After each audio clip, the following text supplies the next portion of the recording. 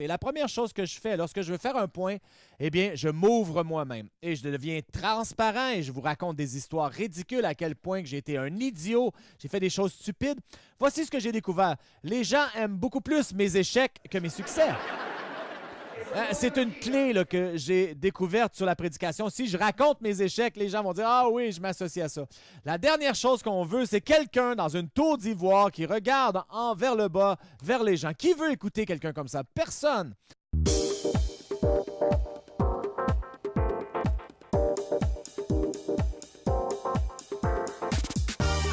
Bienvenue à l'Église du Rocher de Winnipeg.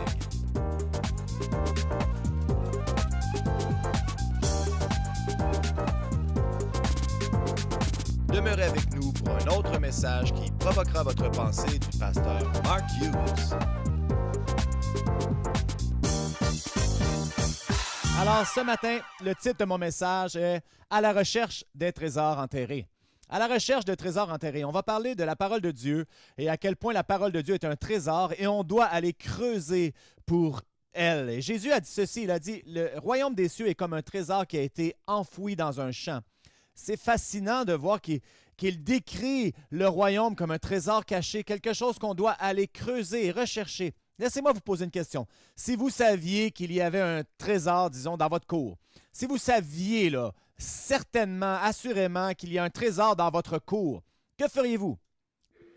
Oui, vous iriez creuser. Vous n'avez pas l'air tellement enthousiaste. Je pense que vous ne croyez pas vraiment qu'il y a un trésor dans votre cour.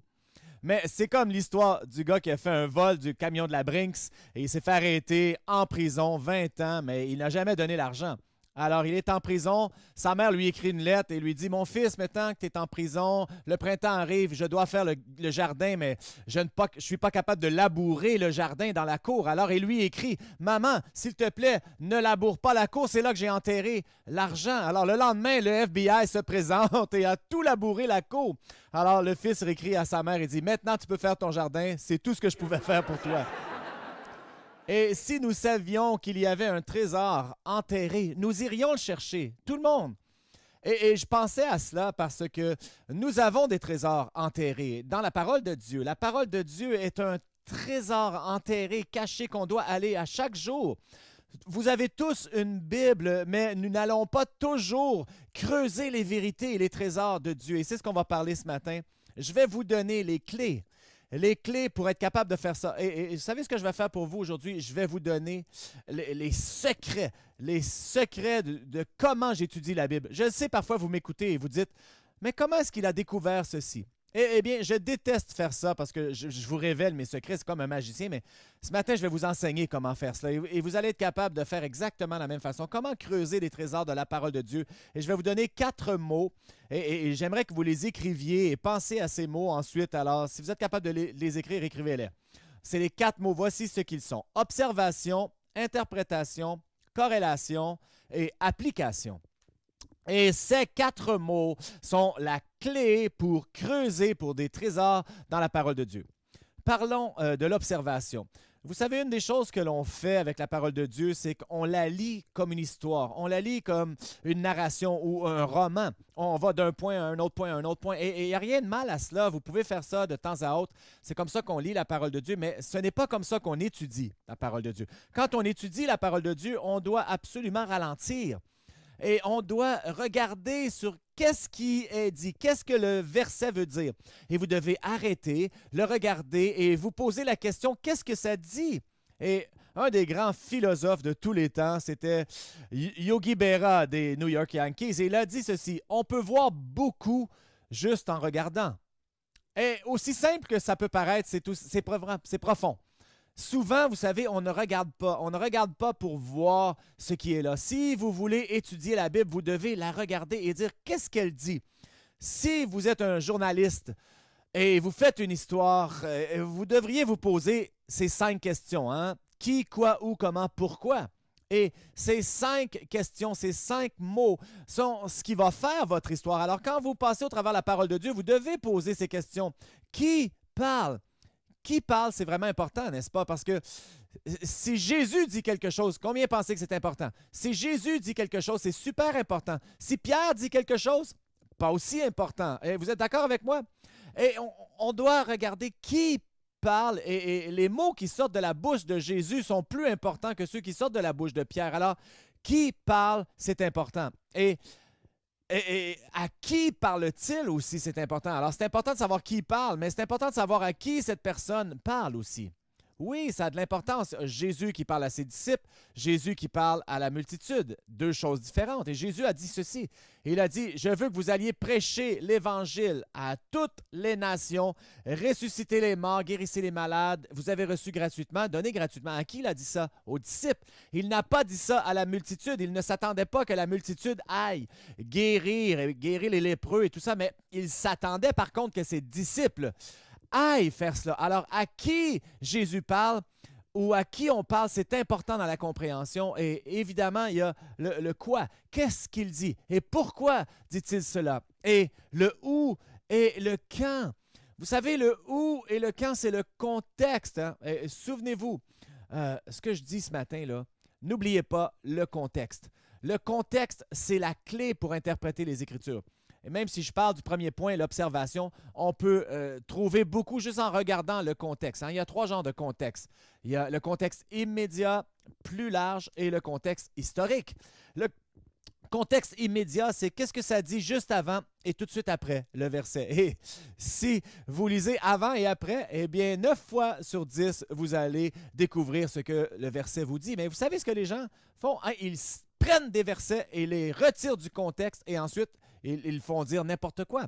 Mais lisez, qu'est-ce que ça dit avant, qu'est-ce que ça dit après. Le contexte immédiat va vous aider à comprendre ce que le verset veut dire. Et il y a le contexte plus large. Quel est le thème du chapitre? Quel est le thème du livre? L'Ancien, le Nouveau Testament, ça fait une différence? Mais oui, absolument. Si c'est dans le Nouveau Testament, eh bien, c'est une dispensation différente que l'Ancien Testament. Ensuite, il y a le contexte historique. Quelles étaient les coutumes? Qu'est-ce qui se passait dans cette situation autour de cela?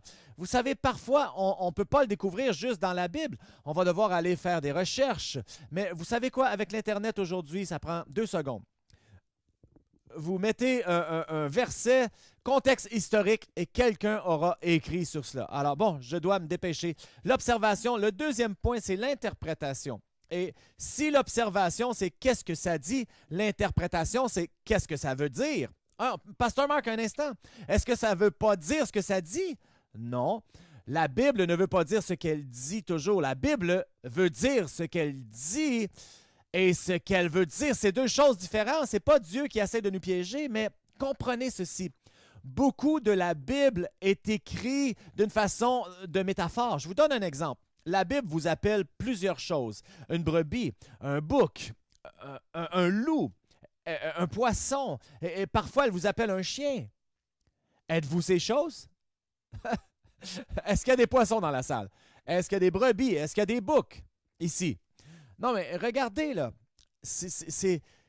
qu'est-ce qu'ils sont? C'est des métaphores et ils ne doivent pas être pris d'une façon littérale. C'est des métaphores. Les paraboles, aucune parabole doit être prise d'une façon littérale. Toute parabole est pour vouloir dire quelque chose. Jésus dit, le royaume des cieux est comme un trésor qui a été enterré dans un champ. Est-ce que le royaume des cieux est enterré dans un champ? Non. Mais de quoi parle-t-il? Il parle d'une métaphore. C'est quelque chose que vous allez devoir creuser et rechercher parce que ça ne va pas vous chercher. Donc, c'est de cela qu'il parle et on voit beaucoup de métaphores, ces similitudes et différents langages dans la parole de Dieu. Et si ce n'était pas assez, il y a les façons de parler aussi. Il y a les choses, les expressions qui ne veulent pas vraiment dire ce qu'elles disent. Et on en a toutes sortes de façons de parler. Hein? Vous savez, je te tire la pipe. Qu'est-ce que je dis quand je dis je te tire la pipe? Eh bien, je blague, hein? Je blague, je te niaise. Et vous savez ce que ça veut dire, je te tire la pipe. Mais dans 1000 ans ou dans 2000 ans, si quelqu'un lit cette phrase, qu'est-ce que vous pensez qu'ils vont dire? Ils vont penser que je suis allé, j'ai mis ma main proche de ta bouche et prendre ta pipe. Et peut-être si vous allez dans une autre culture, ça ne fait aucun sens. Au Mexique, ils n'utilisent pas cette expression « je te tire la pipe ». Si vous dites « je te tire la pipe », ils vont dire « arrête, c'est ma pipe, touche pas ma pipe, viens pas chercher ma pipe ». Mais ils ont une expression semblable. Et voici ce qu'elle est. Ta mère el pelo. Qu'est-ce que ça veut dire, Ruth? Ça veut dire de tirer les cheveux. de tirer les cheveux. Alors, elle n'est pas contente parce que mon interprétation n'est pas bonne, mais ça veut dire tirer les cheveux, ça veut dire de se moquer de quelqu'un en espagnol, de blaguer. C'est ce que je fais avec Donald Trump. Je me moque de lui, je lui tire les cheveux. Regardez la photo, c'est une cible facile. Et vous savez quoi? J'ai pas besoin de tirer ses cheveux, ils se tirent eux-mêmes. Est-ce que vous avez déjà vu le petit-fils de Donald Trump? Regardez les ressemblances. C'est fou. C'est fou, il ressemble. Alors, l'interprétation, il faut faire attention que lorsqu'on la lit, ça veut dire ce que ça dit, mais pas nécessairement ce qui est écrit. Ça peut être une métaphore, une façon de parler. Et le troisième point, c'est la corrélation. Alors, l'observation, l'interprétation, la corrélation. La corrélation, c'est qu'est-ce que la Bible dit de la Bible. Et vous savez, le meilleur commentaire de toute la Bible, pour la Bible, c'est la Bible. La Bible interprète la Bible. On n'a pas besoin d'aller acheter un commentaire, mais de commencer à apprendre les références croisées. Un verset dit ceci. Qu'est-ce que les autres versets disent sur cette même chose? Il y en a qui ont des Bibles avec les références croisées où il nous dit d'aller voir cet autre verset. Cathy, passe-moi le gros livre, là. Je veux vous montrer ce livre. Ça, c'est la Concordance Strong's. Combien reconnaissent ce livre? Ça, c'est le plus gros livre que vous allez posséder. Il y a comme 4 millions de pages. Et c'est écrit tellement petit, là, 1/10 plus petit que le livre de téléphone. Et c'est ce que vous allez trouver de plus gros écrit en plus petit. Et à l'école biblique, c'est tout ce qu'on avait pour étudier la Bible. On avait notre Bible. Et quand je faisais un sermon, même là, 20 ans, je prenais la Concordance Strong, ma Bible, et j'allais voir toutes les références croisées en hébreu, en grec, de toute la Bible. Alors, ça listait des versets, des dizaines de fois. Il y a des dizaines de milliers de références dans ce livre. Je n'utilise plus ce livre maintenant. Vous savez pourquoi? Parce que je ne suis plus capable de le lire. C'est écrit trop petit. C'est simple, je vous l'ai déjà dit. Non, mais c'est tellement écrit petit, mais j'en ai pas besoin de toute façon parce qu'on peut avoir des programmes bibliques gratuitement maintenant. On clique sur la référence et boum! Les voilà, des applications bibliques sur notre téléphone intelligent avec la référence croisée en 5 secondes, ça l'apparaît. Et la référence croisée est tellement importante pour qu'on comprenne la parole de Dieu parce que la référence croisée, quand on commence à lire quelque chose, on dit « Bon, je ne comprends pas ». Alors, l'observation, l'interprétation, la corrélation. Et le dernier point, c'est l'application. L'application, c'est qu'est-ce que ça veut dire pour vous? Et il peut y avoir plein d'applications. Et lorsqu'on lit la parole de Dieu, l'application est très importante. Qu'est-ce que ça veut dire pour moi? Qu'est-ce que ça veut dire pour ma vie? Qu'est-ce que ça veut dire où je suis rendu maintenant? Et voici l'erreur que les gens font. Et ils croient que la Bible a toutes sortes d'interprétations. Et vous savez quoi? Il y a juste une interprétation de la Bible. Juste une. Tous les versets, il n'y a qu'une bonne interprétation. Ben, il y a 2 interprétations, la bonne et la mauvaise. Et il y a vraiment une bonne interprétation. C'est comme le professeur, elle enseignait les enfants la différence entre le bien et le mal. Donc, elle disait, ça c'est bien, ça c'est mal, tu dois connaître la différence entre le bien et le mal. Elle dit, ben, je vais vous donner un exemple. Si je mets ma main dans la poche d'un homme, je prends son portefeuille et je prends tout son argent, qu'est-ce que ça ferait de moi? Et le petit Johnny dit, ça ferait de toi sa femme.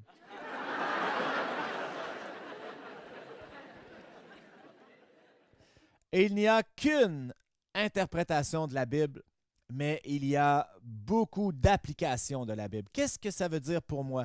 Comment est-ce que je peux l'appliquer à ma vie? Bon, voici ce que je veux faire avec le reste du temps. Je vais vous donner un verset. Je pense que c'est probablement le verset le plus mal représenté, mal interprété de toute la Bible. On va le regarder et on va appliquer les 4 choses que je viens de vous dire. On va passer au travers le verset, puis on va essayer de voir ce que la parole de Dieu veut vraiment dire. Alors, je vous avais dit tout à l'heure de tourner, là, il y a 15 minutes, dans Matthieu 7, et on va lire au verset 1. Voici la citation la plus mal interprétée de la Bible. Matthieu 7, 1.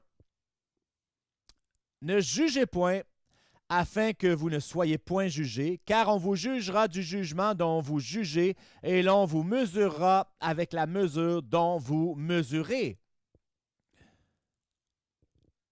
Voici ce que les gens font avec ce verset.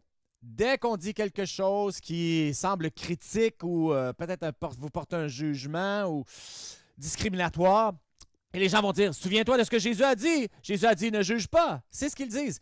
Combien il y a déjà quelqu'un qui vous a donné ce verset-là. Hein? On vous a tous déjà frappé. Oh, souviens-toi de ce que Jésus a dit. Jésus a dit, tu ne jugeras point.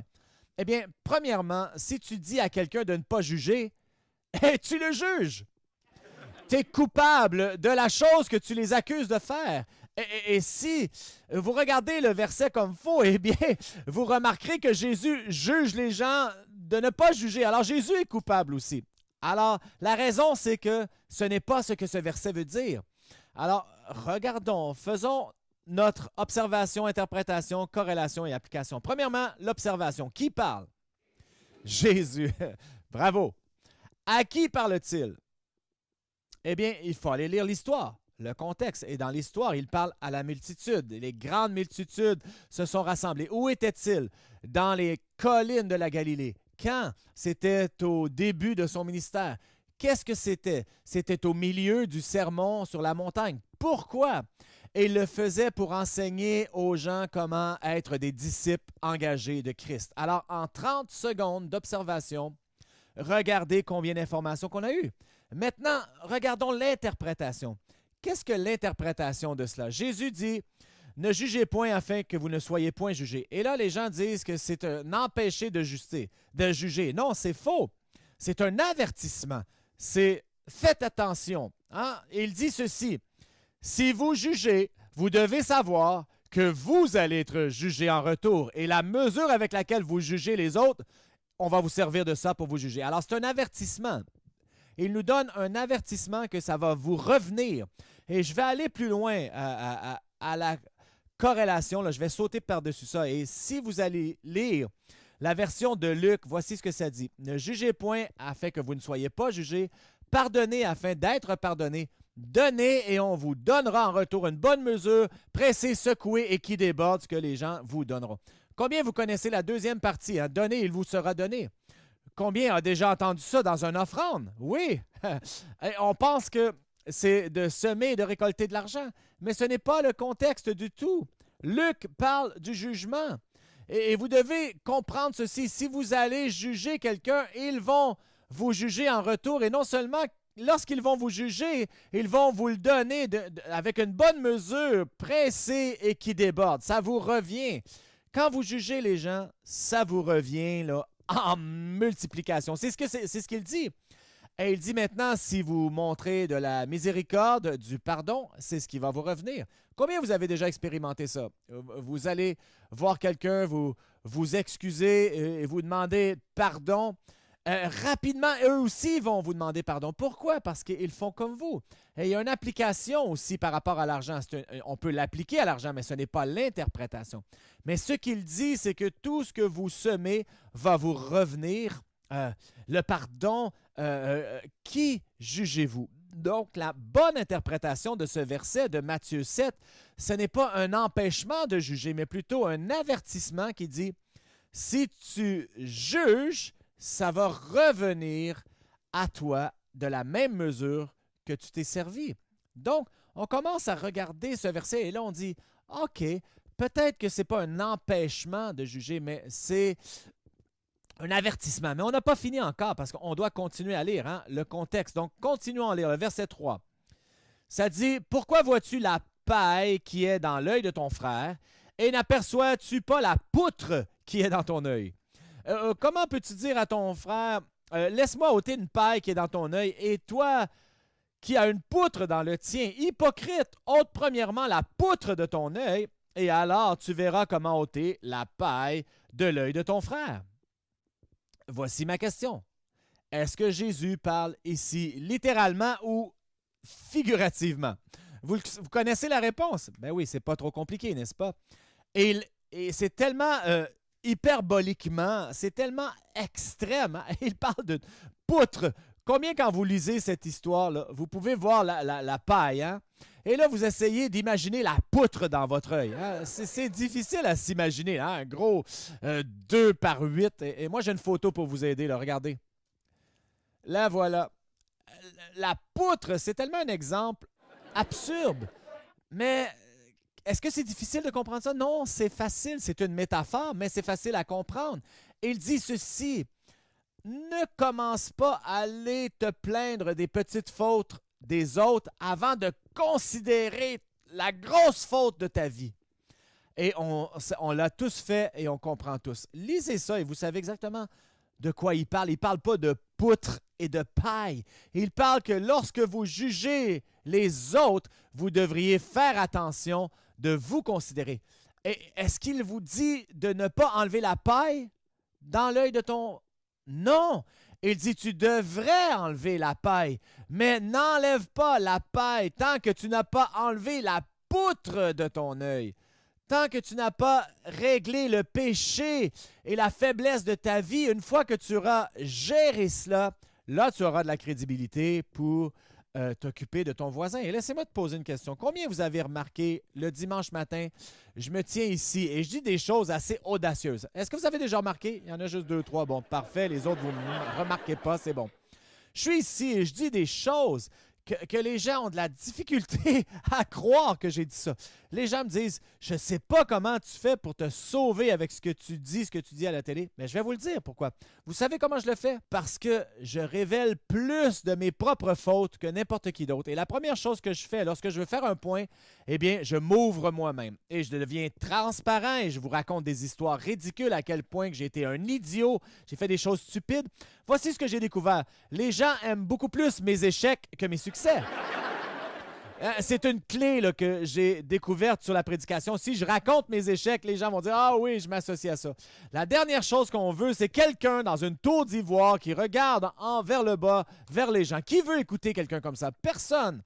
Personne aime quelqu'un que tout est parfait, pas d'erreur, pas d'échec, ils ne veulent rien admettre, ils ne parlent que de leur succès. Personne ne veut écouter cette personne, mais ils veulent écouter la personne qui réalise qu'ils sont faibles et qui ont des échecs, qui font des erreurs, qui font des décisions idiotes jour après jour. Alors, semaine après semaine, je me tiens ici, je raconte des histoires tellement gênantes que vous êtes gênés pour moi. Et là, vous dites « Oh my! Oh non, Mark, ne dis pas ça, non! » Dites « Oh, heureusement pour vous, vous n'êtes pas mes enfants, ma femme ou ma mère. » Eux sont les pires. Et je vous ai raconté cette histoire déjà. Hein. Quand j'étais un enfant, je voulais jouer au hockey. Et je voulais aller pour faire l'équipe. Et ma mère ne savait pas si j'aimerais ça ou quoi. Alors, elle ne voulait pas m'acheter des patins. Donc, elle m'envoie à l'aréna avec ses patins de filles blancs. Je blague pas ici. Voici ma question pour vous. Pensez-vous que j'ai fait l'équipe? Non, je n'ai pas fait l'équipe. Et j'ai eu de la difficulté avec ma masculinité jusqu'à aujourd'hui.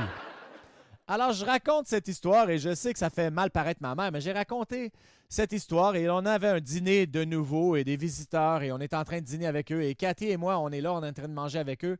Et la femme se tourne et me regarde et elle dit « J'aime tellement ça quand vous racontez les histoires de votre mère. » J'ai dit « Ah oui, pourquoi? » Elle dit « Parce qu'alors, je peux dire à mes enfants, « Voyez, je suis pas si pire que ça. » Ne ratez pas le point ici, là. Le point dans toute cette histoire, c'est que ce que l'on doit faire, si vous allez juger quelqu'un d'autre, Jésus ne dit pas de ne pas juger, mais assurez-vous que vous allez être jugé vous aussi. Et voyez-vous comment l'histoire se tourne ici? Ça dit « ne juge pas ». Et ensuite, il tourne et dit « OK, si tu es pour juger, voici comment tu dois le faire. Fais-le premièrement en enlevant la poutre, la laideur de ta vie, ton péché, afin d'avoir de la crédibilité pour l'autre personne et commencer à parler de leur faute. » Et ça nous amène à la corrélation. Alors, je vais vous donner quelques versets rapides sur la corrélation. Et voici ce qu'ils sont. Ce que la parole de Dieu, qu'est-ce que Jean 7, 24 nous dit? « Ne jugez point selon les apparences, mais jugez selon la justice. » Est-ce que ça dit de ne pas juger? Non. Ça dit, si vous jugez, faites-le comme il faut. Pas d'une façon propre. Matthieu 18, 15 dit, « Si ton frère a péché, va et reprends-le entre toi et lui seul. S'il t'écoute, tu as gagné ton frère. » Est-ce que ça vous dit de ne pas juger votre frère? Non, ça vous dit que lorsque tu le fais, fais-le en privé, explique-lui, et s'il t'écoute, tu vas gagner un frère. Et un autre verset, hein? Galates 6 et le verset 1, ça dit « Frères, si un homme vient à être surpris en faute, vous qui êtes spirituels, redressez-le avec un esprit de douceur.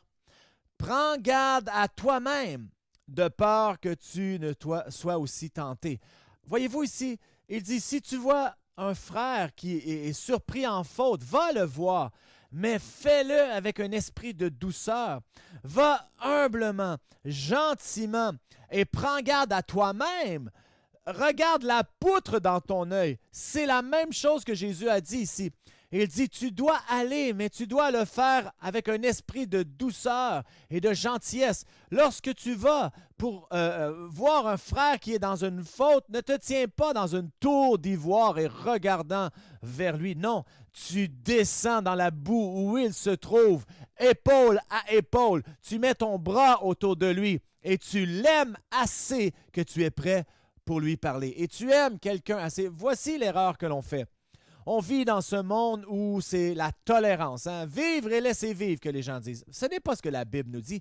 La Bible dit, si tu vois quelqu'un brisé, quelqu'un qui a tombé, quelqu'un qui est tenté, si tu vois quelqu'un qui est dans le péché, toi qui es spirituel, tu es celui que tu dois descendre d'où tu es et restaurer cette personne. Voyez-vous, c'est l'application.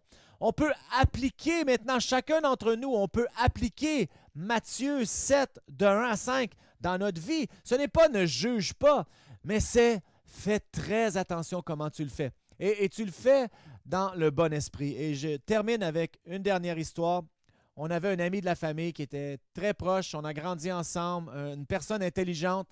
Il y avait un diplôme universitaire, une maîtrise. Il est venu à l'église pendant un bout de temps avec sa femme, mais il y avait une faiblesse dans sa vie plutôt, et c'était l'alcool.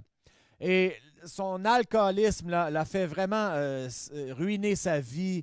Et au fil des années, il est devenu... et il marchait de sa maison à aller chercher son chèque de bien-être à la commission des alcools, ainsi de suite, pendant 20 ans, comme un ivrogne. Et à 20 ans plus tard, 50 quelques années, diagnose de maladie du foie. Et 2 semaines après, il est mort. On était là, aux funérailles. Un homme de 50 ans là, qui a bu jusqu'à la mort et on se tenait autour. Chaque personne dans cette salle, on avait le même regret et le regret était celui-ci. Pourquoi est-ce qu'on n'a rien fait? Pourquoi est-ce qu'on a laissé ça aller de pire en pire en pire?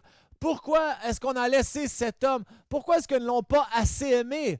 Mais si on avait dit quelque chose, il aurait été choqué. Oui, c'est vrai. Et il n'aurait probablement pas parlé. Et tant pis, peut-être ça vaut la peine si on aime quelqu'un assez, ça vaut la peine de prendre le risque qu'il soit choqué contre nous, mais si on le ferait dans un esprit de douceur, mais là on était là, cet homme était mort et il n'y avait pas une personne qui avait vraiment parlé de ce problème dans sa vie. On avait tous peur quel pourrait être le résultat. Et moi, je ne dis pas qu'on devrait se sentir coupable. Là. Un homme prend ses propres décisions. Je ne veux pas dire qu'on porte le fardeau pour ça, mais entre le regret et la culpabilité, il y a une différence. Et on était là, dans les funérailles, on avait ce même sentiment de regret que peut-être, on aurait pu faire quelque chose. Et quand je regarde à Matthieu 7, « Ne juge point afin que vous ne soyez point jugés », c'est tellement mal interprété. Et on vit dans ce monde de tolérance. Vivre et laisser vivre, mais en réalité, c'est vivre et laisse mourir. On laisse les gens s'en aller au cercueil sans la vérité de l'Évangile, sans leur dire qu'il y a une meilleure façon. On doit descendre, aller les rejoindre dans un esprit de douceur et restaurer leur vie dans l'amour familial. Et c'est ce que ce verset nous dit. Voyez-vous comment le verset est différent? Au début, c'est comme s'il disait « ne juge pas », mais à la fin, ça me dit « j'ai une responsabilité si j'aime mon frère, de le juger, car les blessures d'un ami prouvent sa fidélité. » Ça vient de où? L'observation, l'interprétation, la corrélation et l'application de la Bible. Nous pouvons découvrir la parole de Dieu et la comprendre. C'est peut-être un trésor enterré, mais si on le creuse, on va le trouver. L'Église du Rocher a des réunions à tous les dimanches au 1397 Buffalo Place. Joignez-vous à nous si vous êtes dans la région. Si vous aimeriez recevoir un livre pour comprendre davantage le don gratuit de Dieu au travers Jésus-Christ, contactez-nous et nous vous l'enverrons gratuitement. Visitez notre site web au www.churchoftherock.ca. Merci d'avoir été avec nous et que Dieu Dieu vous bénisse.